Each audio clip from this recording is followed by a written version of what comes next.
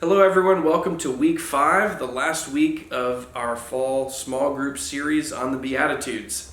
The past 4 weeks we've taken 2 Beatitudes each, but there's only one left to look at this week, but it's the longest one, so it's good to take on its own. Beatitude 9 follows on the themes of Beatitude 8, themes about persecution, and it goes like this. Blessed are you when people revile you and persecute you and utter all kinds of evil against you falsely on my account. Rejoice and be glad, for your reward is great in heaven. And in the same way they persecuted the prophets who were before you.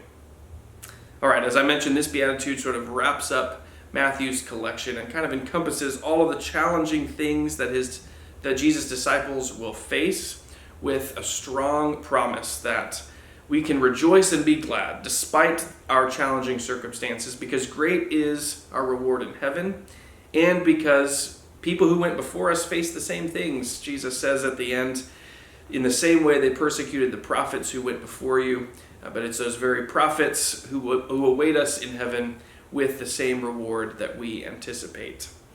Sometimes when we face challenging situations in our lives, or when our faith life seems tenuous and weak, it's helpful to remember that this is a faith that has been handed down to us for generations. Jesus calls attention to his hearers, to their heroes of faith, the prophets who went before you, as a way of encouraging them that they're not the first ones to face these challenges. They're not the first ones to be reviled and persecuted and have evil falsely proclaimed against them.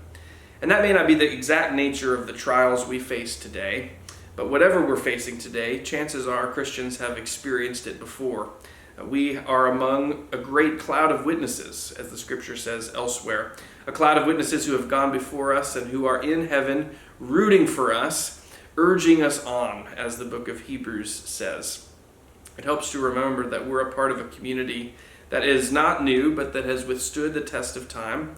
And though each of our own challenges is unique, and even though the things we face are unique to us, nevertheless, it helps to remember that others have been there and done that and received the reward that is ours in heaven. It helps to draw our eyes towards heaven too, and remember that despite how permanent the challenges we face can sometimes seem, ultimately, they will not be permanent, but God will bring relief and God will bring reward when all is said and done. So Jesus encourages his disciples to see their own lives and the challenges they face within the context of the whole, within the context of all of those who have faithfully followed God from generation to generation. And he encourages them to take heart in that, to rejoice and be glad, for great is their reward in heaven. All right, well, that's the 9 Beatitudes, each of which begins with the word blessed. So by way of conclusion, I would ask you to consider in your upcoming discussion what it means to be blessed. I often define define a blessing as a means of knowing God. I think that's the best definition of blessing that I've ever heard. Perhaps you'll come up with an even better one. But if a blessing is a means of knowing God, then that challenges some of the ways we might think about blessings in our own life, which tend to just be sort of great material things, prosperity.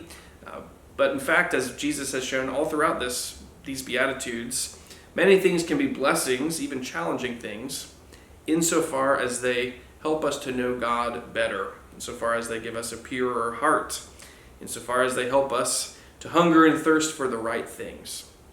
So the common thread throughout all of these Beatitudes is this notion of being blessed. And I wonder how your idea of what it means to be blessed has evolved throughout this study.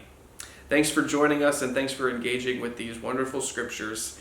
Have a good last discussion on the Beatitudes, and I'll look forward to seeing you next time.